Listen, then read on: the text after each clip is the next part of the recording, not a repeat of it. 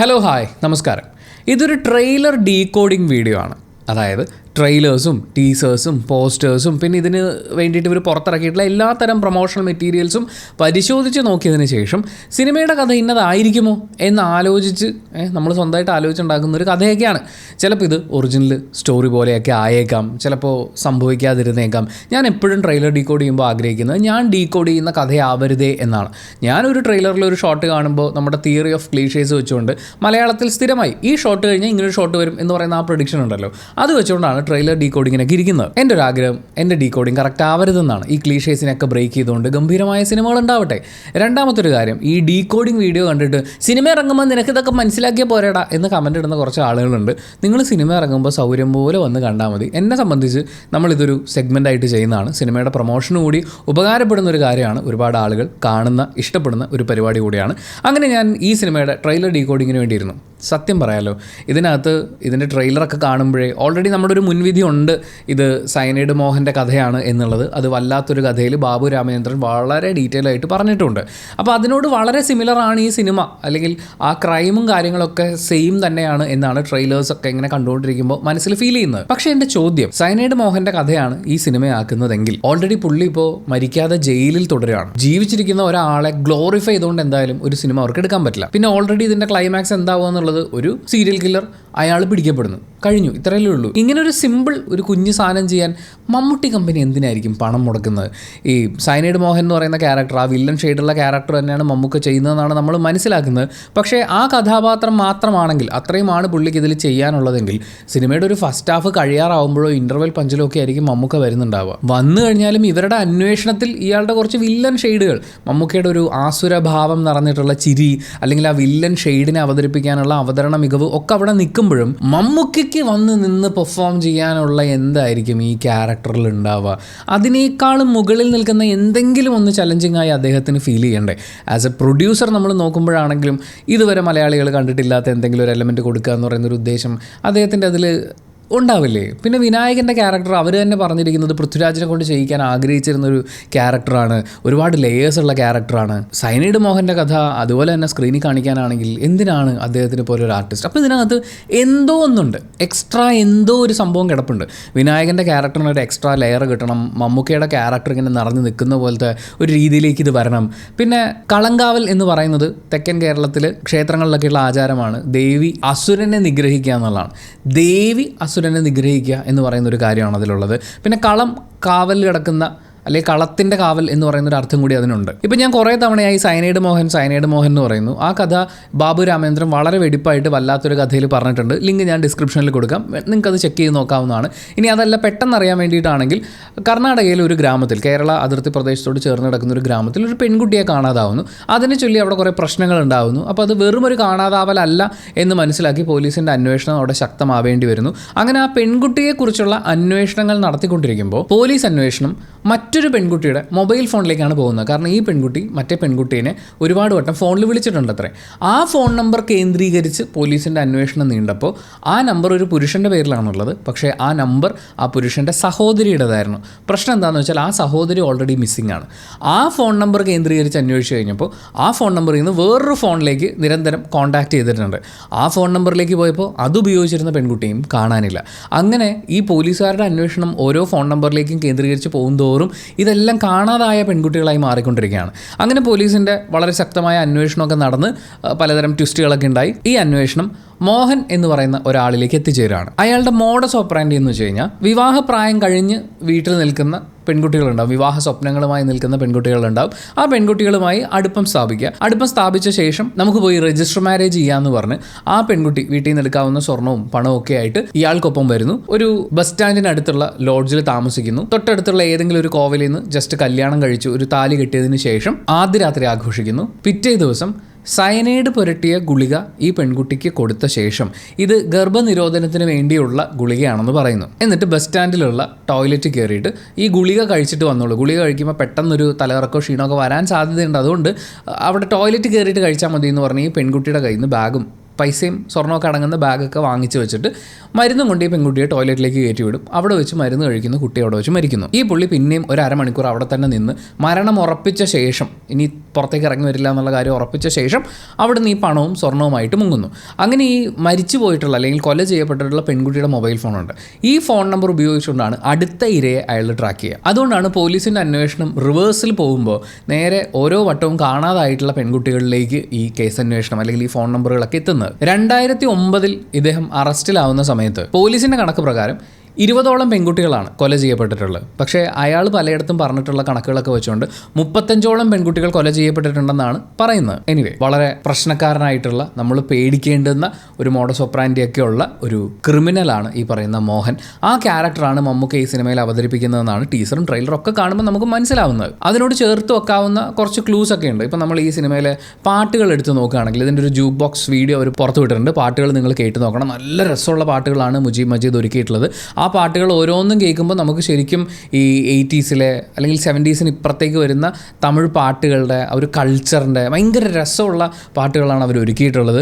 Even ആ സിംഗേഴ്സിനെ choose ചെയ്തിരിക്കുന്നത് പോലും ഗംഭീര പരിപാടിയാണ്. അതിൽ നില കായും എന്ന് തുടങ്ങുന്ന ഒരു ട്രാക്ക് ഉണ്ട്. അതാണ് അവർ പ്രീ റിലീസ് ടീസറിൻ്റെ ലാസ്റ്റ് ഉപയോഗിച്ചിരിക്കുന്നത്. അവിടെ നമുക്ക് കടുത്ത റൊമാൻസിൻ്റെ രതിയോട് ചേർന്ന് നിൽക്കുന്ന ആ ഒരു രീതിയിലുള്ള ഇമോഷനാണ് ആ പാട്ടിൽ നിന്ന് ഫീൽ ചെയ്യുക. എനിക്ക് തോന്നുന്നു ഇയാൾ ഇരകളായി കൊണ്ടുവരുന്ന പെൺകുട്ടികളുമായി രാവിലെ കോവിലിൽ താലി കെട്ടുമല്ലോ, അതിനുശേഷം ലോഡ്ജ് മുറിയിൽ വെച്ചുള്ള അവരുടെ ആദ്യരാത്രി ആഘോഷത്തിൻ്റെ ആ ഒരു മൂഡിന് വേണ്ടിയിട്ട് ക്രിയേറ്റ് ചെയ്തിട്ടുള്ള പാട്ടായിട്ടാണ് എനിക്ക് തോന്നിയത്. മന്നനെ എന്ന് തുടങ്ങുന്നൊരു പാട്ടുണ്ട്. ആ പാട്ടിനൊരു ഈ ജീവിതം സ്വപ്നം കാണുക എന്ന് പറയില്ലേ, ആ ഒരു ഫീലാണ് എനിക്ക് കിട്ടിയത്. അതൊരു പെൺകുട്ടി ഒരു നല്ല ജീവിതം സ്വപ്നം കണ്ട് തുടങ്ങുന്നു എന്നുള്ളത് നമ്മൾ നേരത്തെ പറഞ്ഞു. ഈ സൈനൈഡ് മോഹൻ ടാർഗറ്റ് ചെയ്യുന്ന പെൺകുട്ടികളെന്ന് വെച്ച് കഴിഞ്ഞാൽ അവർ വിവാഹപ്രായം കഴിഞ്ഞിട്ടും നിന്ന് പോകുന്നത് വെച്ചാൽ അന്തകാലത്തെ വിവാഹപ്രായം. നമ്മളിപ്പോൾ പറയുമ്പോൾ വിവാഹപ്രായം എന്ന് പറയുന്ന ഒരു പെൺകുട്ടി ഇന്ന പ്രായത്തിൽ കല്യാണം കഴിക്കണമെന്നല്ല, അവൾ ഇൻഡിപെൻഡൻ്റ് ആകുമ്പോൾ കല്യാണം കഴിക്കണം എന്നാണ്. പക്ഷേ ഈ സിനിമയുടെ കഥ നടക്കുന്ന ഒരു കാലഘട്ടത്തിനെയൊക്കെ വെച്ച് നോക്കുമ്പോൾ അങ്ങനെ ഒരു പ്രായത്തിലേക്ക് എത്തി നിൽക്കുന്ന പെൺകുട്ടിക്ക് ഒരു പ്രണയം ഉണ്ടാവുകയും, ഞാൻ നല്ല നിലയിൽ, ഇപ്പോൾ അയാൾ കാറൊക്കെ ഉള്ളതായിട്ടാണല്ലോ സിനിമയിൽ കാണുന്നത്, അപ്പം നല്ല നിലയിൽ ജീവിക്കുന്ന ഒരാളാണ്, എനിക്ക് നിന്നെ വിവാഹം കഴിക്കാൻ താല്പര്യമുണ്ട് എന്നൊക്കെ പറയുമ്പോൾ ആ പെൺകുട്ടി സ്വപ്നങ്ങൾ കണ്ടു തുടങ്ങുന്നു. ആ ഒരു മൂഡിലാണ് എനിക്ക് ആ പാട്ട് ഫീൽ ചെയ്തത്. അന്തിമാലയിൽ നിന്ന് തുടങ്ങുന്ന ഒരു ട്രാക്ക് ഉണ്ട്. അത് കേൾക്കുമ്പോൾ എനിക്ക് ഫീൽ ചെയ്തത് ഈ ആൾക്ക്, ഈ പുരുഷന് സ്ത്രീയോട് പ്രണയം തോന്നുന്നു എന്ന് പറയുന്ന പോലത്തെ ഒരു വൈബ് ആ പാട്ടിനുണ്ട്. അതായത് ആദ്യം പറഞ്ഞ പാട്ടിൽ പ്രണയത്തേക്കാൾ കൂടുതൽ കാമം നിഴലിക്കുമ്പോൾ, രണ്ടാമത് പറഞ്ഞ പാട്ടിൽ ഈ പെൺകുട്ടി ഒരു ജീവിതം സ്വപ്നം കാണുന്നു എന്ന് പറയുമ്പോൾ, മൂന്നാമത്തെ ട്രാക്കിലേക്ക് വരുമ്പോൾ ഇയാൾക്ക് തിരിച്ചു തോന്നുകയാണ് ഇയാളൊരു സൈക്കോ ആണ്. അയാൾക്ക് അങ്ങനെ പ്രണയം തോന്നേണ്ട ഒരു സാഹചര്യം ഇല്ലല്ലോ. ഇപ്പോൾ സൈനൈഡ് മോഹൻ്റെ കേസിൽ അയാളെ കുടുക്കിയ ഒരു സംഭവം എന്ന് പറയുന്നത് ഒരു പെൺകുട്ടിയോട് അയാൾക്ക് എന്തോ ഒരു സോഫ്റ്റ് കോർണർ തോന്നിയിട്ടുണ്ടായിരുന്നു. വീട്ടിൽ വന്ന് വീട്ടുകാരോട് സംസാരിക്കണമെന്ന് പറയുമ്പോൾ അയാൾ ആ വീട്ടിൽ പോയിട്ടുണ്ടായിരുന്നു. അങ്ങനെയാണ് ഇയാളെ തിരിച്ചറിയുന്നത്. പോലീസുകാർക്ക് ഇന്ന ആൾ തന്നെയാണ് അല്ലെങ്കിൽ ഇങ്ങനൊരു കുറ്റകൃത്യത്തിന് ഇയാൾ ശ്രമിച്ചിട്ടുണ്ടെന്നെങ്കിലും കാണിക്കാൻ ദൃക്സാക്ഷികളെ ആവശ്യമാണല്ലോ. അങ്ങനെ ഇയാളെ തിരിച്ചറിയാന്ന് പറയുന്നൊരു പ്രോസസ്സ് ഇങ്ങനൊരു പ്രണയത്തിൻ്റെ ഭാഗമായി അല്ലെങ്കിൽ ഒരു സോഫ്റ്റ് കോർണർ തോന്നിയതിൻ്റെ ഭാഗമായിട്ട് അയാൾ തന്നെ വരുത്തി വെക്കുന്നതാണ്. അത് സൂചിപ്പിക്കുന്ന അല്ലെങ്കിൽ ആ മൊമെൻറ്റിൽ വരുന്നൊരു ട്രാക്കായിട്ടാണ് എനിക്കത് തോന്നിയത്. നീ മലർകളിൽ എന്ന് തുടങ്ങുന്ന ഒരു ട്രാക്ക് ഉണ്ട്. അവിടെ ഒരു പുകഴ്ത്തൽ ഒരു ഫീലാണ് എനിക്ക് കിട്ടിയത്. പിന്നെ ഒരു പാട്ടും കൂടി അവർ റിലീസ് ചെയ്തിട്ടുണ്ട്. റെഡ് ബാക്ക് എന്നാണ് ആ ട്രാക്കിൻ്റെ പേര്. ഈ റെഡ് ബാക്ക് എന്ന് പറഞ്ഞു കഴിഞ്ഞാൽ ഓസ്ട്രേലിയയിൽ കണ്ടുവരുന്ന ഒരിനം വളരെ വിഷമുള്ള ചെലന്തി വിഭാഗത്തിൻ്റെ പേരാണ്. Red back red back red back എന്ന് ആ പാട്ടിൽ ആവർത്തിച്ച് പറയുന്നുണ്ട്. ആ ചെലന്തിയുടെ പ്രത്യേകത എന്ന് പറയുന്നത് അതിൽ ഏറ്റവും വെനമസ് ആയിട്ടുള്ളത് ഈ പെൺചെലന്തിക്കാണ്. അതിൻ്റെ കടി കൊണ്ടു കഴിഞ്ഞാൽ നമുക്ക് പലതരത്തിലുള്ള പ്രശ്നങ്ങൾ ഉണ്ടായേക്കാം. ആ ചെലന്തി വിഷം പല രീതിയിലാണ് പല ആളുകളെയും ബാധിക്കുക. പക്ഷേ ഏറ്റവും സ്ട്രോങ് ആയിട്ടുള്ള ഒരു കടിയൊക്കെയാണ് കിട്ടുന്നതെങ്കിൽ അത് നമ്മുടെ ശ്വാസകോശത്തെ അതിഭീകരമായി ബാധിച്ചേക്കാം എന്ന് പറയുന്നൊരു എലമെൻ്റ് ഉണ്ട്. ഈ ചെലന്തി വല എന്ന് പറയുന്നത് ഇവരുടെ പോസ്റ്റേഴ്സിൽ ഉടനീളം അവർ തുടർന്ന് വന്നിട്ടുള്ളൊരു പാറ്റേൺ ആണ്. റെഡ് ബാക്ക് എന്ന് പറയുന്നത് ഒരു ചെലന്തിയുമാണ്. ആ ചെലന്തി കടിച്ചു കഴിഞ്ഞാൽ അത് ശ്വാസകോശത്തിനാണ് ബാധിക്കുന്നത്. ഞാൻ ഈ സിനിമയുടെ ട്രെയിലറും ടീസറും പോസ്റ്ററും ഒക്കെ വരുന്ന സമയം മുഴുവൻ നോക്കിക്കൊണ്ടിരുന്നത് മമ്മൂക്കയുടെ വളരെ സ്റ്റൈലിഷ് ആയിട്ടുള്ള സിഗരറ്റ് പോലെയാണ്. എല്ലാ ഫോട്ടോസിലും നമുക്കത് കാണാൻ പറ്റും. ആ ഫോട്ടോസൊക്കെ എടുത്തിട്ടുള്ള ഒരാളുടെ പേര് ഞാൻ കഴിഞ്ഞ ദിവസം ഈ സിനിമയുടെ ടെക്നിക്കൽ ടീമിൻ്റെ പേരൊക്കെ പറഞ്ഞപ്പോൾ പറയാൻ വിട്ടുപോയി. നിദാദ് കെ എന്നാണ് പുള്ളിയുടെ പേര്. അടിപൊളി സ്റ്റിൽസ് ആണ്. എന്ന് വെച്ചാൽ ഈ പോസ്റ്റേഴ്സൊക്കെ ഇത്രയും രസമായി വരുന്ന പോസ്റ്റർ ഡിസൈനിങ് വലിയ കയ്യടി അർഹിക്കുന്ന കാര്യമാണ്. പക്ഷേ അതിന് ഏറ്റവും രസമുള്ള മമ്മൂക്കയുടെ ഈ സ്റ്റൈലൻ ആംഗിളിൽ എന്നാൽ ആ വില്ലൻ രൗദ്രഭാവം ചോരാതെ പുള്ളി എടുത്തിട്ടുള്ള സ്റ്റിൽസ് എന്ന് പറഞ്ഞു കഴിഞ്ഞാൽ അത് ഗംഭീര പരിപാടിയാണ്. പക്ഷേ ഈ സ്റ്റിൽസിലെല്ലാം മമ്മൂക്ക സിഗരറ്റ് വലിയാണ്. നിങ്ങൾ ഏത് വേണമെങ്കിലും എത്ര പോസ്റ്റർ വേണമെങ്കിലും എടുത്ത് നോക്കിക്കോ, മമ്മൂക്ക സിഗരറ്റ് വലിയാണ്. അങ്ങനെ സിഗരറ്റ് വലിക്കുന്ന, സിഗരറ്റ് വലി ഒഴിവാക്കാനാവാത്ത ഒരാളെ തട്ടാൻ വളരെ എളുപ്പമാണ്. അയാളുടെ സിഗരറ്റിനകത്ത് അല്ലെങ്കിൽ ആ പുകയിലയുടെയോ കൂടെ വേറെ എന്തെങ്കിലും വിഷവസ്തു കൊടുത്തു കഴിഞ്ഞാൽ പുള്ളി അടിച്ചു പൊക്കോളും. അപ്പോൾ അത് ഏത് ഭാഗത്തെ ബാധിക്കുക? ശ്വാസകോശത്തെയാണ്. സോ ഒരു പെൺചലന്തി കടിച്ചാൽ ശ്വാസകോശത്തിനെ ബാധിക്കാമെന്ന് പറയുന്ന ആ ഒരു കാര്യത്തിനെ കണക്ട് ചെയ്യുമ്പോൾ ഈ സിനിമയിൽ നമ്മൾ ഈ പറഞ്ഞ സയനൈഡ് മോഹന്റെ ജീവിതത്തിൽ നിന്ന് സംഭവിച്ചതിന് വിപരീതമായിട്ട് അയാളുടെ ഇരകളിൽ ആരെങ്കിലും ഒരാൾ അയാൾക്കിട്ട് നല്ല ഉഗ്രം പണി കൊടുക്കുന്നുണ്ടെങ്കിലോ, പോലീസുകാരെത്തുന്നതിന് മുൻപേ സയനൈഡ് മോഹൻ മരിക്കുന്നുണ്ടെങ്കിലോ, മാത്രമല്ല കളങ്കാവൽ എന്ന് പറയുന്ന പേരിന് ദേവി അസുരനെ നിഗ്രഹിക്കുന്ന ചടങ്ങ് എന്നാണ് അർത്ഥം വരുന്നത്. സോ ഇവിടെ ഒരു സ്ത്രീ കഥാപാത്രമാണ് കളങ്കാവലിലെ മമ്മൂക്കയുടെ ക്യാരക്ടറിനെ തട്ടിക്കളയുന്നതെങ്കിൽ അതിന് അവരുപയോഗിക്കുന്നത് അങ്ങനത്തെ ഒരു വിഷകരമായിട്ടുള്ള കാര്യമാണെങ്കിൽ ഈ പറയുന്ന ചിലന്തി എല്ലാം കൂടി കണക്റ്റ് ആകുമ്പോൾ നിങ്ങൾ ശ്രദ്ധിച്ചിട്ടുണ്ടോയെന്ന് അറിയില്ല, ചിലന്തിയുടെ പോസ്റ്ററിലൊക്കെ നമ്മൾ കാണുന്നത് ഈ വലയ്ക്കുള്ളിൽ നിൽക്കുന്ന മമ്മൂക്കയാണ്. വലയ്ക്കുള്ളിൽ 2 കാര്യങ്ങളാണ്, ഒന്ന് ആ ചിലന്തിയും മറ്റൊന്ന് ആ ചിലന്തിയുടെ ഇരയും. മമ്മൂക്കയുടെ ക്യാരക്ടർ അങ്ങനെ ഒരു ഇരയാണെങ്കിലോ? നമ്മൾ സയനൈഡ് മോഹൻ്റെ കഥ നോക്കുകയാണെങ്കിൽ അയാൾ ഒരു പെൺകുട്ടിയുമായി ഇണ ചേർന്നതിന് ശേഷം ലോഡ്ജിൽ വെച്ച് അയാളുടെ ആദ്യ രാത്രി ആഘോഷിച്ചതിന് ശേഷമാണ് ആ പെൺകുട്ടിയെ അയാൾ കൊല്ലുന്നത്. എന്നിട്ട് ആ പെൺകുട്ടിയിൽ നിന്ന് എടുക്കാവുന്ന സ്വർണവും പണവുമായിട്ട് അയാൾ സന്തോഷമായിട്ട് ജീവിക്കുന്നു. ഇത് കണ്ടിന്യൂ ചെയ്തുകൊണ്ടിരിക്കുകയാണ്. ഈ റെഡ് ബാക്ക് സ്പൈഡേഴ്സിൻ്റെ ഒരു പ്രത്യേകത എന്താണെന്ന് വെച്ച് കഴിഞ്ഞാൽ ഈ ഫീമെയിലിന് മാത്രമാണ് വിഷമുള്ളതെന്ന് ഞാൻ പറഞ്ഞല്ലോ. ഈ ഫീമെയിൽ ഒരു മെയിലുമായിട്ട് ഇണ ചേർന്നതിന് ശേഷം അതിൻ്റെ പാർട്ട്ണറെ കൊന്നു തിന്നുകയാണ് ചെയ്യുക. അതായത് ഇവിടെ സയനൈഡ് മോഹൻ എന്താണോ ചെയ്തുകൊണ്ടിരുന്നത് അതിൻ്റെ നേരെ ഓപ്പോസിറ്റ് പരിപാടിയാണ് നടക്കുന്നത്. പക്ഷേ സയനൈഡ് മോഹനെ പോലെ ഓടി നടന്ന് എല്ലാവരെയും പറ്റിച്ചുകൊണ്ട് വന്ന് കൊല്ലുക എന്ന് പറയുന്ന പരിപാടിയല്ല. ഇണ ചേർന്നതിന് ശേഷം മെയിലിനെ കൊല്ലുക എന്നുള്ളതാണ്. നമ്മൾ നേരത്തെ കളങ്കാവലിൻ്റെ ഒരു പോസ്റ്റർ വന്നപ്പോൾ മമ്മൂക്ക ഇങ്ങനെ സെൻറ്ററിലിരിക്കുന്നു, ചുറ്റും ചെലന്തി വലയൊക്കെ ഉണ്ട്. പക്ഷേ ആ ചെലന്തി വലയിൽ സ്ത്രീ മുഖങ്ങൾ ഇങ്ങനെ കാണുന്നുണ്ടായിരുന്നു. അപ്പോൾ ഇദ്ദേഹം വലയൊരുക്കി ആളുകളെ, പെൺകുട്ടികളെ കെണിയിലാക്കുന്ന ഒരാൾ എന്ന് പറയുന്ന ഇമേജ് തന്നെയാണ് നമ്മളും ചിന്തിച്ചിട്ടുള്ളത്. സയനൈഡ് മോഹൻ്റെ പോസിബിലിറ്റി ആലോചിക്കുമ്പോഴും അങ്ങനെ തന്നെയാണ്. പക്ഷേ കളങ്കാവൽ എന്നുള്ള പേരും റെഡ് ബാക്ക് എന്ന് പറയുന്ന ഒരു സ്പൈഡറും കൂടി വരുമ്പോൾ ഏതോ ഒരു പെൺകുട്ടി പുള്ളിയെ കൃത്യമായി പ്ലാൻ ചെയ്ത് കെണിയിലാക്കി വകവരുത്തുന്നുണ്ടാവും. എന്തായാലും സയനൈഡ് മോഹൻ്റെ കഥ നടക്കുന്നത് വടക്കൻ കേരളത്തിൻ്റെ അതിർത്തി പ്രദേശങ്ങളിൽ കർണാടകയോട് ചേർന്നിട്ടാണെങ്കിൽ ഇവിടെ നമ്മൾ കളങ്കാവലിൻ്റെ കഥ നടക്കുന്നത് തെക്കൻ കേരളത്തിൻ്റെ അതിർത്തി പ്രദേശം, പാറശാലയ്ക്കൊക്കെ ഇപ്പുറത്തുള്ള ഇപ്പം മമ്മൂക്ക ഓടിക്കുന്ന കാറുണ്ട്, അതിൻ്റെ രജിസ്ട്രേഷൻ വരുന്നത് TN 75011313 എന്നുള്ള ഹോണ്ട അക്കോർഡ് കാറാണ്. ഈ TN 75 എന്ന് പറയുന്നത് മാർത്താണ്ഡം രജിസ്ട്രേഷനാണ്. എന്ന് വെച്ചാൽ കേരളത്തിൻ്റെ അതിർത്തി പ്രദേശത്തിലാണ്. നമ്മൾ സിനിമയിൽ ഡയലോഗുകളൊക്കെ കേൾക്കുന്ന സമയത്തും എൻ്റെ അനിയത്തിയാണ് സാർ, എൻ്റെ മകളാണ് സാർ എന്നൊക്കെ പറയുമ്പോൾ നമ്മളവിടെ മലയാളവും തമിഴും ഒക്കെ മിക്സ് ആയിട്ട് തന്നെ കേൾക്കുന്നുണ്ട്. ഇനി നമുക്ക് പോസ്റ്റേഴ്സിനെ കുറിച്ച് പറയാം. അതിലൊരു പോസ്റ്ററിൻ്റെ കാര്യമാണ് ഇപ്പോൾ നമ്മൾ പറഞ്ഞു തീർത്തത്. ഹോണ്ട അക്കോർഡിൻ്റെ ഉഗ്രം ഫോട്ടോ അവരെടുത്ത് വെച്ചിട്ടുണ്ടായിരുന്നു ഒരു പോസ്റ്ററായിട്ട്. അതിൽ നിന്നാണ് മാർത്താണ്ഡം രജിസ്ട്രേഷൻ ആണെന്നുള്ളത് മനസ്സിലാവുന്നത്. കുറേ പോസ്റ്റേഴ്സ് ഉണ്ട്, പക്ഷേ നമുക്ക് ഇതിങ്ങനെ കണക്ട് ചെയ്യാൻ പറ്റിയ പോസ്റ്റേഴ്സിനെ കുറിച്ച് മാത്രമാണ് പറയുന്നത്. രണ്ടാമത്തെ പോസ്റ്റർ മമ്മൂക്ക ഒരു ബോർഡിൻ്റെ ഫ്രണ്ടിൽ നിൽക്കുകയാണ്. അദ്ദേഹത്തിൻ്റെ ബാക്കിലുള്ള ബോർഡിൻ്റെ പ്രത്യേകത എന്താണെന്ന് വെച്ചാൽ ഒരുപാട് താക്കോലുകൾ ഇട്ട് വെക്കാൻ പറ്റുന്ന ഒരു ബോർഡാണ്. അപ്പോൾ ഒത്തിരി താക്കോലുകൾ അങ്ങനെ വെക്കണം എന്നുണ്ടെങ്കിൽ ചിലപ്പോൾ അത് പോലീസ് സ്റ്റേഷൻ ആവാം, പക്ഷേ ഏറ്റവും കൂടുതൽ സാധ്യത അതൊരു ലോഡ്ജിൻ്റെയോ ഹോട്ടലിൻ്റെയോ റിസപ്ഷൻ ആയിരിക്കണം. അവിടെയാണ് ഇതുപോലെ ഒരുപാട് താക്കോലുകൾ ഉണ്ടാവുക.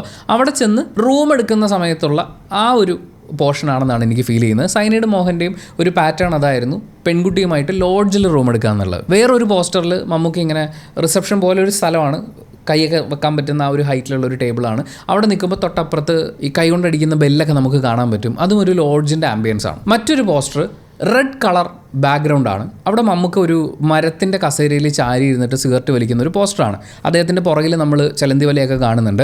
അതേ കസേരയിൽ തന്നെ മമ്മൂക്ക ഇരിക്കുന്ന മറ്റൊരു പോസ്റ്ററും കൂടി അവർ റിലീസ് ചെയ്തിട്ടുണ്ട്. അത് കാണുമ്പോൾ നമ്മൾ മനസ്സിലാക്കുന്നത് അതൊരു ലോഡ്ജ് മുറിയാണ്. പല കളറിലുള്ള സ്റ്റിക്കറുകളും കാര്യങ്ങളൊക്കെയുള്ള ഒരു ലോഡ്ജ് മുറിയിൽ വെച്ചിട്ടാണ് അദ്ദേഹം ഇങ്ങനെ സിഗരറ്റ് വലിച്ചുകൊണ്ടിരിക്കുന്നത്. പക്ഷേ നമ്മൾ ശ്രദ്ധിക്കേണ്ട വളരെ പ്രധാനപ്പെട്ട ഒരു പോസ്റ്റർ, അത് മമ്മൂക്കയും വിനായകനും കൂടിയുള്ളൊരു പോസ്റ്ററാണ്. പോസ്റ്ററിൻ്റെ ഏറ്റവും താഴ്ഭാഗത്തായിട്ട് ഇവരുടെ ഈ ഹോണ്ട അക്കോർഡ് കാർ ഉണ്ടല്ലോ, മമ്മൂക്കയുടെ കാർ, ഈ കാറ് നിന്ന് കത്തുകയാണ്. അതായത് കാറിൻ്റെ അകത്തുനിന്ന് തീയൊക്കെ ഇങ്ങനെ ഉയരുന്നുണ്ട്. 2 സൈഡിലും സ്ത്രീകൾ നിൽക്കുന്നത് നമുക്ക് കാണാൻ പറ്റും. ഒരു ആൾക്കൂട്ടം പോലെയാണ്, പക്ഷേ അത് മുഴുവൻ സ്ത്രീകളെയാണെന്നാണ് ഞാൻ മനസ്സിലാക്കുന്നത്. ഫുൾ അങ്ങോട്ട് തിരിഞ്ഞു നിൽക്കുന്ന പോലെയാണ്. ആൻഡ് അവരുടെ മുകളിലായിട്ട് ഈ ഏഞ്ചൽസിനെ, മാലാഖമാരെ നമുക്ക് കാണാൻ വേണ്ടിയിട്ട് പറ്റും. പ്രതികാരം അടങ്ങിക്കഴിഞ്ഞാണല്ലോ ആത്മാക്കൾ തിരിഞ്ഞു നടന്ന് സ്വർഗത്തിലേക്ക് പോവുക എന്ന് പറയുന്ന ഒരു ആംഗിളിൽ നമ്മൾ നോക്കാനാണെങ്കിൽ മമ്മൂക്കയുടെ ക്യാരക്ടർ, ഈ വില്ലൻ ക്യാരക്ടർ, ഇയാളും ഒരു പക്ഷേ ആ കത്തുന്ന കാറിനകത്തുണ്ടായിരിക്കാം. അതല്ലെങ്കിൽ അയാളുടെ മരണവുമായി ഈ കാറ് കത്തലിന് വളരെ വലിയൊരു കണക്ഷൻ ഉണ്ടാവും. പറയാൻ പറ്റില്ല. കുറുപ്പിൻ്റെ കഥ എഴുതിയ ആൾ തന്നെയാണ് ഈ സിനിമയുടെ സംവിധായകൻ. അപ്പോൾ അയാളുടെ മരണത്തെ ഫേക്ക് ചെയ്യുന്നതും ആയേക്കാം. മറ്റൊരു പോസ്റ്ററിൽ നമ്മൾ കാണുന്നത് ഒരു റൗണ്ടാണ്. ആ റൗണ്ടിൽ ഒരു സൈഡിൽ ഈ ഹോണ്ട അക്കോർഡ് ഇങ്ങനെ പാസ് ചെയ്ത് പോകുന്നു. അതിൻ്റെ നേരെ ഓപ്പോസിറ്റ് സൈഡിലായിട്ട് പോലീസ് ജീപ്പ് ഇങ്ങനെ ഫോളോ ചെയ്യുകയാണ്. ഇതൊരു സർക്കിൾ പോലെ പൊയ്ക്കൊണ്ടിരിക്കുക. അങ്ങനെ ഒരു സർക്കിളിൽ ഇവർ കറക്റ്റ് സ്പീഡിൽ പൊയ്ക്കൊണ്ടിരുന്നു കഴിഞ്ഞാൽ ഇവരൊരിക്കലും തമ്മിൽ കൂട്ടിമുട്ടില്ല. ഓൾവേസ് ചേസിങ് എന്ന് പറയുന്ന ഒന്നാണ്. ഈ പിടിതരാതെ പോകുന്ന ഒരു ക്രിമിനൽ എന്ന് പറയുന്ന പോലെ ഈ സിനിമയുടെ കഥ നടക്കുന്ന ഒരു കാലഘട്ടം എന്നൊക്കെ പറഞ്ഞു കഴിഞ്ഞാൽ സിനിമയിൽ കാണിച്ചിരിക്കുന്നതൊക്കെ വെച്ചുകൊണ്ട് ഏതാണ്ട് ഒരു 2009 ആ ഒരു സമയമൊക്കെയാണ്. അതായത് സൈനൈഡ് മോഹൻ്റെ ആ കഥ നടക്കുന്നതിനോട് സിമിലർ കാലഘട്ടത്തിലെ കഥ തന്നെയാണ് ഇവർ പറയാൻ ശ്രമിക്കുന്നതെന്ന് അവർ ഉപയോഗിക്കുന്ന മൊബൈൽ ഫോണിൽ നിന്നൊക്കെ മനസ്സിലാക്കാൻ പറ്റും. പക്ഷേ ഇതിൻ്റെ ട്രെയിലറിൽ ബാബു രാമേന്ദ്രൻ ഇരുന്ന് വല്ലാത്തൊരു കഥ വായിക്കുന്നത് നമ്മൾ കാണുന്നുണ്ട്. അത് 2020 ശേഷമാണ് സംഭവിക്കുന്നത്. അദ്ദേഹം ഏഷ്യാനെറ്റിൽ വല്ലാത്തൊരു കഥ ചെയ്യുന്ന സമയത്ത് സൈനൈഡ് മോഹൻ അകത്താണ്. പക്ഷേ ഈ സിനിമയുടെ കഥയ്ക്കുള്ളിലെ വല്ലാത്തൊരു കഥയ്ക്കകത്ത് മമ്മൂക്കയുടെ വില്ലൻ ക്യാരക്ടർ പിടിക്കപ്പെടുന്നില്ലെങ്കിലോ, അതല്ലെങ്കിൽ ഈ കഥ കേട്ട് കഴിയുമ്പോൾ ഇയാളുടേതായിട്ടുള്ള ഒരു അന്വേഷണത്തിൽ, ബാബു രാമേന്ദ്രൻ്റെതായ അന്വേഷണത്തിൽ നിന്നുകൊണ്ട് ചില സംശയങ്ങൾ ചൂണ്ടിക്കാണിക്കുന്നു, അത് ജനങ്ങൾക്കിടയിൽ ചർച്ചയാവുന്നു. അപ്പോൾ വീണ്ടും പഴയ കേസിലേക്ക് പോകുന്നു. കാരണം 2020 2010 മുമ്പ് സംഭവിച്ചിട്ടുള്ള ഒരു സംഭവത്തിലേക്ക് പെട്ടെന്നൊരു ജമ്പ് വരിക എന്ന് പറയുന്നത് അതിൻ്റെ ആവശ്യം തന്നെ ഇല്ലല്ലോ. ഒന്നെങ്കിൽ പുനരന്വേഷണം ആവശ്യമാണ്, അല്ലെങ്കിൽ സിമിലർ കേസുകൾ വീണ്ടും സംഭവിക്കുകയാണ്. അതുമല്ലെങ്കിൽ ഇതിൽ ആരെങ്കിലും ഒരാൾ എന്തെങ്കിലും ഒരു വെളിപ്പെടുത്തൽ നടത്തുകയാണ്. ഇങ്ങനെ എന്തെങ്കിലും ഒരു സിറ്റുവേഷൻ ഉണ്ടാകുമ്പോഴാണ് പുനരന്വേഷണം ഉണ്ടാകുന്നത്, അല്ലെങ്കിൽ ആ കേസിൽ വീണ്ടും ഒരു ഇൻട്രസ്റ്റ് ജനറേറ്റ് ആവുന്നത്. അതെന്താണെങ്കിലും അവിടെ വീണ്ടും ചോദ്യം ചെയ്യപ്പെടാൻ പോകുന്നത് വിനായകൻ അവതരിപ്പിച്ചിട്ടുള്ള ആ പോലീസ് കഥാപാത്രമായിരിക്കും. കാരണം ആ കേസ് അന്വേഷിച്ചിട്ടുള്ളത് പുള്ളിയാണ്. മമ്മൂക്കയുടെ ക്യാരക്ടർ മരിക്കുന്നുണ്ടോ അതോ ജയിലിലാണോ എന്ന് നമുക്കറിയില്ല. മറ്റൊരു പോസ്റ്റർ ഉണ്ട്. അതിൻ്റെ പ്രത്യേകത എന്താണെന്ന് വെച്ചാൽ മമ്മൂക്ക അദ്ദേഹത്തിൻ്റെ മുഖം വളരെ വലുതാക്കി വെച്ചിട്ട് വിനായകൻ സൈഡിൽ നിൽപ്പുണ്ട്. അപ്പോൾ മമ്മൂക്കയുടെ മുഖത്തിൻ്റെ ഈ ബാക്ക് സൈഡ് തൊട്ട് അങ്ങോട്ടേക്ക് ചാരം പോലെ ചതറിപ്പൊക്കൊണ്ടിരിക്കുന്ന അങ്ങനത്തെ ഒരു എഫക്റ്റാണ് അവരതിലിട്ടിരിക്കുന്നത്. ഇദ്ദേഹം വളരെ സ്ട്രോങ് ആയിട്ടുള്ള ഈ പറയുന്ന വലയൊക്കെ ഒരുക്കുന്ന ഒരു വില്ലനാണെങ്കിൽ അയാൾ ചാരമായി പോകുന്നു, വിസ്മൃതിയിലേക്ക് പോകുന്നു, ഒന്നെങ്കിൽ മറവിയിലേക്ക് പോകുന്നു, അല്ലെങ്കിൽ മരണത്തിലേക്ക് പോകുന്നു. ഇതിലേതെങ്കിലും ഒന്നായിരിക്കും അവിടെ അവർ സിംബലൈസ് ചെയ്തിട്ടുണ്ടാവുക എന്നാണ് ഞാൻ മനസ്സിലാക്കുന്നത്. പക്ഷേ അതിൽ താഴത്തെ പോർഷൻ നോക്കാനാണെങ്കിൽ, ആ പോസ്റ്ററിൻ്റെ താഴെയാണെന്നുണ്ടെങ്കിൽ ഏതോ ഒരു ബസ് ഡിപ്പോ ആണ് കാണിക്കുന്നത്. ഒരു KSRTC സ്റ്റാൻഡാണ്. അവിടെയൊക്കെയാണ് നമ്മൾ ഈ പറയുന്ന സൈനൈഡ് മോഹൻ്റെ മോഡ് ഓഫ് ഓപ്പറാൻഡിയും ഈ സിനിമയിലെ കഥയും കഥാസന്ദർഭങ്ങളൊക്കെ ഒത്തുവരുന്നുണ്ടെന്ന് പറയുന്ന ഒരു ഫീൽ ഉണ്ടാക്കുന്നത്. ഏറ്റവും ലാസ്റ്റ് വന്ന പോസ്റ്ററുകളിൽ ഒന്ന് ഗ്ലൗസ് ഇട്ടിട്ടുള്ള മമ്മൂക്കയെ നമ്മൾ കാണുന്നതാണ്. അത് മിക്കവാറും ഈ പറയുന്ന വിഷവസ്തു ഈ പെൺകുട്ടികൾക്ക് കൊടുക്കുന്നത്, ഇപ്പോൾ സൈനൈഡ് ആണോ മറ്റെന്തെങ്കിലും അദ്ദേഹം കണ്ടുപിടിക്കുമെന്ന് നമുക്കറിയില്ല. എന്തായാലും ആ വിഷവസ്തു കൈകാര്യം ചെയ്യുമ്പോൾ അവനവൻ്റെ ശരീരത്തേക്ക് പോകാതിരിക്കാൻ വേണ്ടിയിട്ടായിരിക്കും, സ്വന്തം സേഫ്റ്റിക്ക് വേണ്ടിയായിരിക്കും. അതല്ലെങ്കിൽ അയാൾ ആരെങ്കിലും കൊല ചെയ്യുന്നുണ്ടാവും. കൊല ചെയ്യുമ്പോൾ അതിൻ്റെ തെളിവ് വരാതിരിക്കാൻ വേണ്ടിയിട്ട് ഗ്ലൗസ് ഉപയോഗിക്കുന്നതായിരിക്കാം. പക്ഷേ അങ്ങനെ ചെയ്യാനുള്ള ഒരു സാധ്യത ഇല്ല. കാരണം കൊല ചെയ്ത് കഴിഞ്ഞാൽ അത് കൊലക്കേസായിട്ട് തന്നെ അന്വേഷണം തുടങ്ങും. സൈനൈഡ് കഴിച്ച് ബാത്റൂമിൽ നിന്ന് ആളെ കിട്ടുന്നു എന്ന് പറയുമ്പോൾ അത് ആത്മഹത്യയാണോ കൊലപാതകമാണോ എന്നുള്ളൊരു സംശയമുണ്ട്. ആളാരാണ് ഏതാണ് എന്ന് ഐഡൻറ്റിഫൈ ചെയ്യാൻ പറ്റാത്തതിൻ്റെ പ്രശ്നമുണ്ട്. നമ്മൾ ആ ഒരു കാലഘട്ടത്തിലെ സംഭവങ്ങളാണ് പറയുന്നത്. അങ്ങനെ ഒത്തിരി കാര്യങ്ങൾ ചേർത്ത് വെച്ച് നോക്കുമ്പോൾ സൈനൈഡ് കൊടുത്ത് കൊല്ലുന്നതാണ് പുള്ളിക്ക് എളുപ്പം. അപ്പോൾ എന്തായാലും അത് കൊല ചെയ്യാൻ പോകുന്നതായിരിക്കില്ല. അവനവൻ്റെ സേഫ്റ്റിക്ക് വിഷം ഉണ്ടാകുമ്പോൾ സൂക്ഷിക്കാനായിരിക്കും. ഈ സിനിമയുടെ പോസ്റ്റേഴ്സ് എല്ലാം കണ്ടു കഴിഞ്ഞ് ടീസറും ട്രെയിലറും പ്രീ റിലീസ് ടീസറും ഒക്കെ കുത്തിയിരുന്ന് കണ്ടു കഴിഞ്ഞപ്പോൾ എനിക്കൊരു 5 പോസിബിലിറ്റീസ് ഫീൽ ചെയ്തു. ആ 5 പോസിബിലിറ്റീസ് പറഞ്ഞിട്ട് ഓരോ ഷോട്ടുകളെയും കുറിച്ച് പറയാം. പോസിബിലിറ്റി നമ്പർ 1, ഈ സൈനൈഡ് മോഹൻ്റെ കഥ അതുപോലെ തന്നെ എടുത്തു വെക്കുന്നതായിരിക്കും. ഒരു നാട്ടിൽ ഒരു പ്രശ്നം ഉണ്ടാകുന്നു. ഇപ്പോൾ ഇതിൻ്റെ ടീസറിൽ ബാബു രാമേന്ദ്രൻ പറയുന്ന പോലെ കോട്ടായിക്കോണം എന്ന് പറയുന്നൊരു സ്ഥലം, അവിടെ ഒരു സാമുദായിക പ്രശ്നം ഉണ്ടാകുന്നു. പ്രശ്നത്തെക്കുറിച്ച് അന്വേഷിച്ച് വരുമ്പോൾ ഒരു പെൺകുട്ടിയുടെ തിരോധാനമാണ്.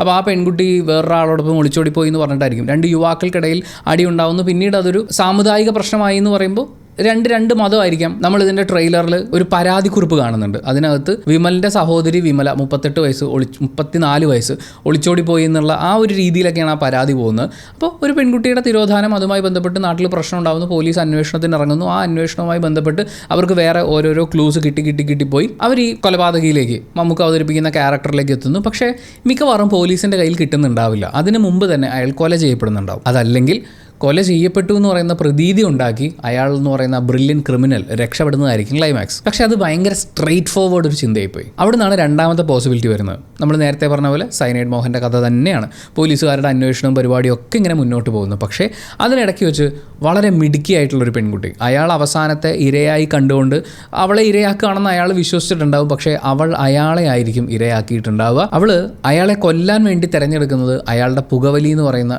ശീലത്തെ ഉപയോഗിച്ചുകൊണ്ട് അതിലൊരു മാരകമായ വിഷപദാർത്ഥം ഉപയോഗിച്ച് അയാളെ തട്ടുന്നതായിരിക്കാം. അതാണ് ആ രണ്ടാമത്തെ പോസിബിലിറ്റി. പക്ഷെ അവിടെയും നമ്മൾ ഈ പറഞ്ഞ വിനായകൻ്റെ ക്യാരക്ടറിന് അതിഭീകരമായ ലേയേഴ്സ് കൊടുക്കാനുള്ള സാധ്യതയില്ല. കാരണം ഒരു പോലീസുകാരൻ, അയാൾ പോലീസ് കേസ് അന്വേഷിക്കാൻ വേണ്ടി ഓടിക്കൊണ്ടേയിരിക്കുന്നു. അവസാനം ആകുമ്പോൾ പ്രതി തട്ടിപ്പോകുന്നു.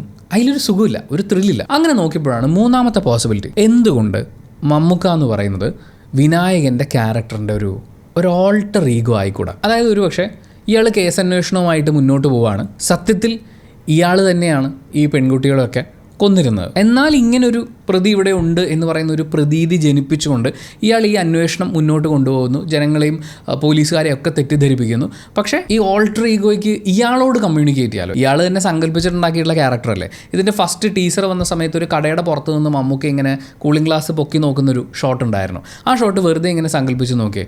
മേലുദ്യോഗസ്ഥരുടെ അടുത്ത് തൻ്റെ കണ്ടെത്തലുകളൊക്കെ അവതരിപ്പിക്കാൻ പോകുന്ന, അല്ലെങ്കിൽ മേലുദ്യോഗസ്ഥരുടെ ചോദ്യം ചെയ്യലിനെ നേരിടാൻ പോകുന്ന വിനായകൻ്റെ ക്യാരക്ടർ അയാൾ കാണുകയാണ്. അയാൾ സങ്കല്പിച്ചുണ്ടാക്കിയിട്ടുള്ള ആ ക്യാരക്ടർ ആ കടയുടെ മുമ്പിൽ നിന്നിട്ട് പോയിട്ട് വാ എന്ന് പറയുന്ന ആ ഒരു ഭാവത്തിൽ നിൽക്കുന്ന ആ ഒരു ആംഗിളിൽ ആലോചിച്ച് നോക്കിയേ. അങ്ങനെ നോക്കാനാണെങ്കിൽ മമ്മൂക്ക സിനിമയിൽ ഉടനീളം ഉണ്ടാവും.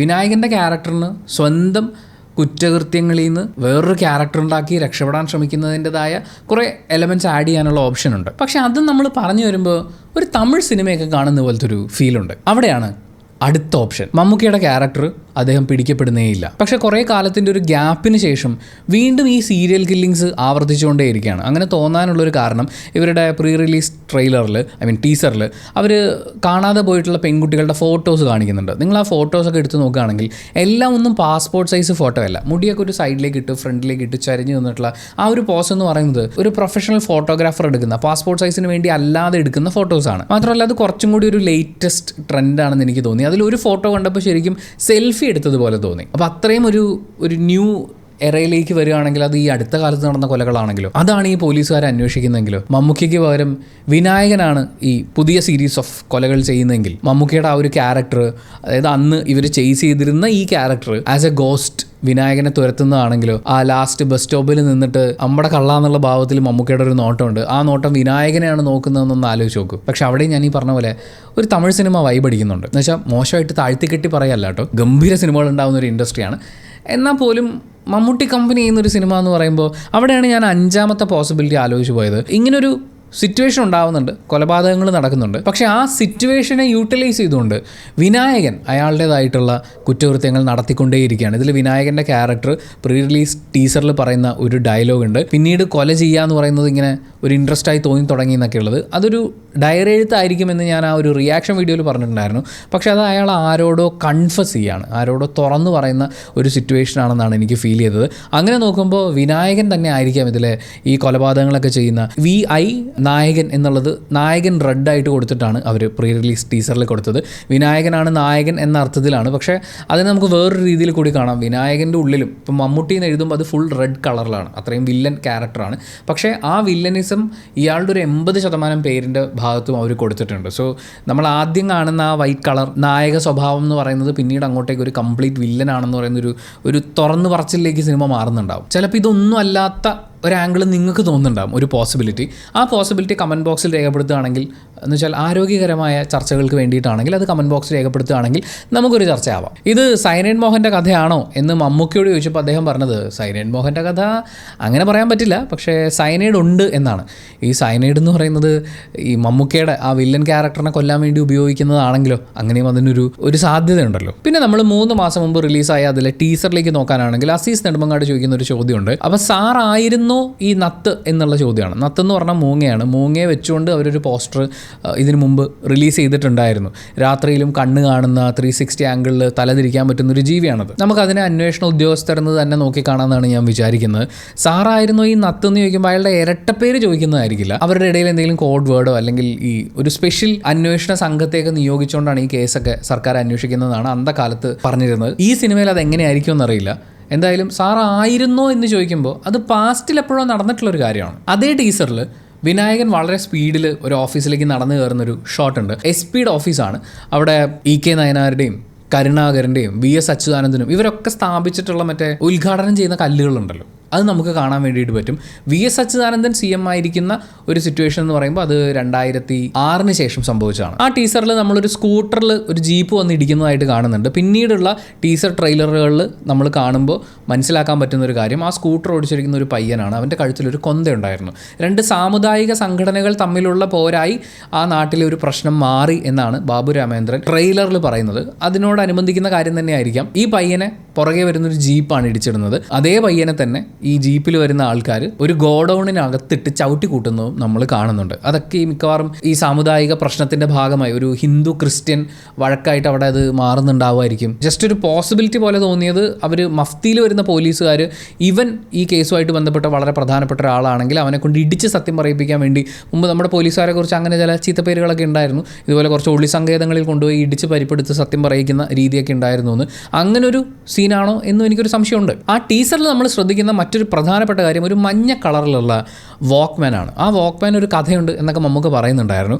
ആ വാക്ക്മാൻ്റെ ഒരു പ്രത്യേകത എന്താണെന്ന് വെച്ച് കഴിഞ്ഞാൽ അത് പ്ലേ ചെയ്യുന്ന ആ വാക്ക്മാൻ വെച്ചിരിക്കുന്ന സ്ഥലം എന്ന് പറയുന്നത് ഒരു കാറിൻ്റെ ഇൻറ്റീരിയറാണ്. ഒരു ലെതർ ഫിനിഷുള്ളൊരു സ്ഥലത്താണ്. അന്തകാലത്ത് എന്തായാലും ഒരു ഹോട്ടൽ മുറിയിൽ ലെതർ ഫിനിഷുള്ള എന്തിനെങ്കിലും പുറത്ത് വാക്ക്മാൻ കൊണ്ട് പ്ലേ ചെയ്യേണ്ട കാര്യമില്ലല്ലോ. ഒരു ചെറിയ സ്പേസിൽ ശബ്ദം കേൾക്കാൻ പറ്റുന്ന ഒരു ഇൻസ്ട്രുമെൻ്റ് ആണ്. അപ്പോൾ മിക്കവാറും അതൊരു കാറിനകത്ത് വെച്ചിട്ടാണ്. അത് നമ്മുടെ മമ്മൂക്കയുടെ ഈ പറഞ്ഞ ഹോണ്ട അക്കോർഡ് കാറിനകത്ത് വെച്ചിട്ടാണെങ്കിൽ നേരത്തെ നമ്മൾ പറഞ്ഞില്ലേ വിനായകൻ പറഞ്ഞൊരു ഡയലോഗ് പിന്നീട് കൊല്ലുന്നത് എനിക്കൊരു ഹരമായി മാറി എന്നുള്ളത്, ആ പറച്ചിൽ റെക്കോർഡ് ചെയ്യുകയോ അത് പ്ലേ ചെയ്യുകയോ അങ്ങനെ എന്തെങ്കിലും ഒരു സ്പേസ് ആയിരിക്കും. എന്തായാലും അതിനുശേഷം നവംബർ 13 അവർ പുറത്തു വിട്ടിട്ടുള്ള ട്രെയിലറിൽ വളരെ രസമുള്ളൊരു കാര്യമുണ്ട്.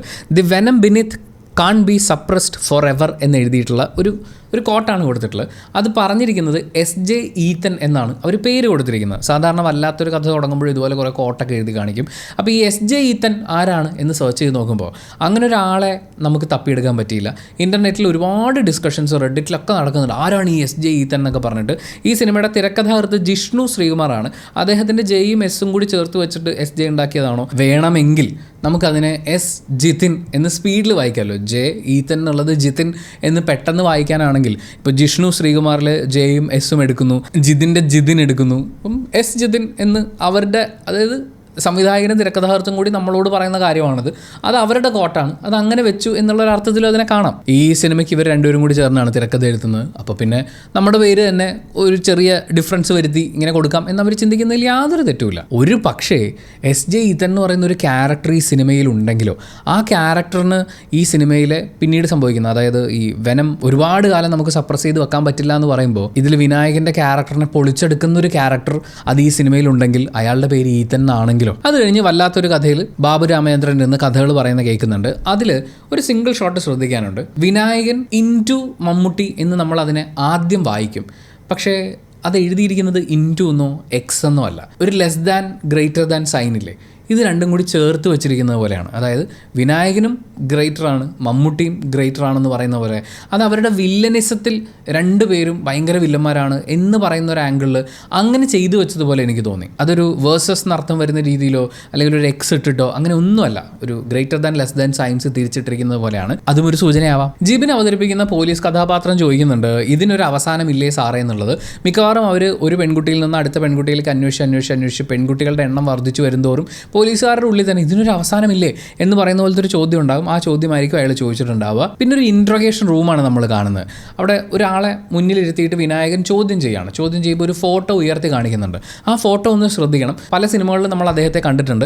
എന്തായാലും ആ ഫോട്ടോ പിന്നീട് നമ്മൾ കാണുന്നത് വിനായകൻ്റെ ഓപ്പോസിറ്റ് ഇരിക്കുന്നു എന്ന് നമ്മൾ കരുതുന്ന ഒരു യങ് ആക്ടറുണ്ട്. പുള്ളി ചോദിക്കുന്ന ചോദ്യം ഇതാണ്, സാറേ അവന്മാർ ഇത്രയൊക്കെ ചെയ്തിട്ട് എങ്ങനെയാണ് സാർ ഞാൻ സമാധാനമായിട്ട് തിരിച്ചു പോകുന്നത് എന്നുള്ളതാണ്. നമ്മൾ നേരത്തെ പറഞ്ഞു കോട്ടായിക്കോണം എന്ന് പറയുന്ന സ്ഥലത്ത് ഒരു സാമുദായിക പ്രശ്നമായി, രണ്ട് സുഹൃത്തുക്കൾക്കിടയിലുള്ള ചെറിയൊരു വഴക്ക് സാമുദായിക പ്രശ്നമായി മാറുന്നുണ്ടെന്നുള്ളത്.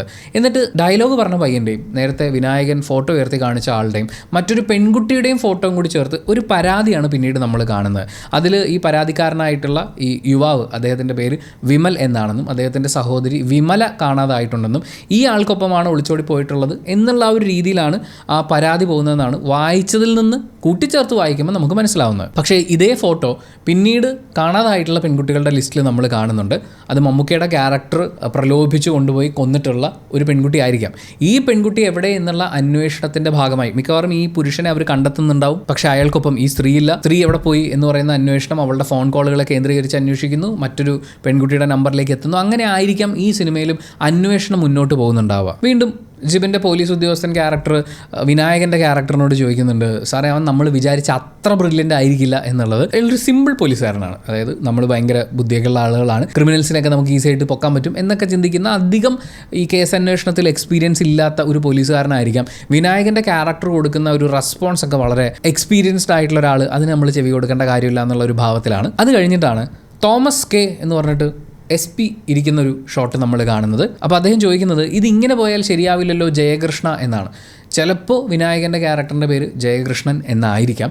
എന്തായാലും ഇതിങ്ങനെ മുന്നോട്ട് പോയാൽ ശരിയാവില്ലല്ലോ എന്ന് SP ആണ് പറയുന്നത്. നേരത്തെ നമ്മൾ പറഞ്ഞു വിനായകൻ്റെ ക്യാരക്ടർ SP ഓഫീസിലേക്ക് നടന്നു കയറുന്ന ഒരു ഷോട്ട്. അങ്ങനെ ചെല്ലുമ്പോൾ അവിടെ അവർക്കിടയിൽ നടക്കുന്ന ഒരു കോൺവെർസേഷൻ ആയിരിക്കും ഇത്. ഇതിനിടയിൽ ശ്രദ്ധിക്കേണ്ട ഒരു കാര്യം, ഒരു വീട്ടിൽ ഫോട്ടോസ് കെട്ടിത്തൂക്കിയിട്ടിരിക്കുകയാണ്. ബ്ലാക്ക് ആൻഡ് വൈറ്റ് ഫോട്ടോസാണ്. തോക്ക് പിടിച്ചിട്ടുള്ളൊരു പയ്യനുണ്ട്, തൊട്ടടുത്തൊരു അപ്പൂപ്പനുണ്ട്. പിന്നെ അപ്പൂപ്പൻ ഇല്ലാതെയും ഈ പയ്യൻ തോക്കുമായിട്ട് നിൽപ്പുണ്ട്. അങ്ങനെ തോക്കും പിടിച്ച് വന്ന് നിൽക്കുമ്പോഴൊക്കെ ഒന്നെങ്കിൽ ഇവൻ്റെ കാലിൻ്റെ ഇടയിൽ ഒരു കാട്ടുപോത്തോ കാട്ടുപന്നിയോ പോലെയുള്ള ജീവികളൊക്കെ ഉണ്ട്. അങ്ങനെ ഉന്നം വെച്ച് കാട്ടിൽ രാത്രി വെടിവെച്ചിടാൻ, ഒരു ഇരയെ വെടിവെച്ചിടാൻ ട്രെയിൻഡ് ആയിട്ടുള്ള ഒരു ക്യാരക്ടറാണ്. എനിക്ക് ആ പയ്യൻ്റെ ലുക്ക് കണ്ടിട്ട് ഒരു പക്ഷേ വിനായകൻ്റെ കുട്ടിക്കാലം ചെയ്യുന്നതായിരിക്കാം എന്ന് തോന്നുന്നു, അല്ലെങ്കിൽ ചിലപ്പോൾ വേറെ ഏതെങ്കിലും ക്യാരക്ടറും ആയിരിക്കാം. പക്ഷേ വിനായകൻ്റെ കുട്ടിക്കാലമാണെങ്കിൽ നമ്മൾ നേരത്തെ പറഞ്ഞ ആ ഡയലോഗ് ഉണ്ടല്ലോ, പിന്നീട് കൊല്ലുക എന്നുള്ളത് എനിക്കൊരു ഹരമായി മാറിയെന്ന് വിനായകൻ പറയുന്ന ഡയലോഗിനോട് ഇത് ചേർത്ത് വെക്കുമ്പോൾ ചിലപ്പോൾ അയാൾ മൃഗങ്ങളെ കൊന്നുകൂട്ടിയതിനെക്കുറിച്ച് ഒരു അന്വേഷണം വന്നപ്പോൾ പറഞ്ഞതായിരിക്കാം. അതല്ലെങ്കിൽ അയാൾ കൊന്ന് മനുഷ്യനെ കൊല്ലുക എന്ന് പറയുന്ന ഒരു ത്രില്ലിലേക്ക് എത്തിയോ?